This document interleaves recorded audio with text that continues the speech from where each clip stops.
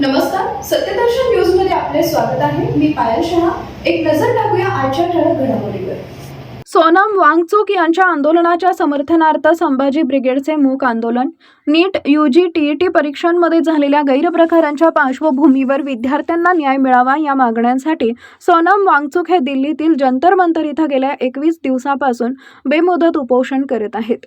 दिल्ली पोलिसांनी दडपशाही करत आंदोलन मोडीत काढण्याचा प्रयत्न केला.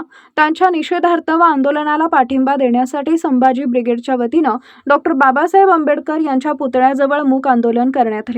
यावेळी संभाजी ब्रिगेडचे पश्चिम महाराष्ट्र अध्यक्ष श्याम कदम, जिल्हाध्यक्ष संभाजीराजे भोसले, महिला आघाडी जिल्हाध्यक्ष मिनल दास, जिल्हा कार्याध्यक्ष अरविंद शेळके, फिरोज सय्यद, संतोष सुरवसे, इशरत नागोरे, प्रकाश डोंगरे, अनिता वाघमारे, रमेश भंडारी, दिलीप निंबाळकर, बाळासाहेब वाघमारे, अरविंद कांबळे, प्रदीप वाघमारे आदी उपस्थित होते.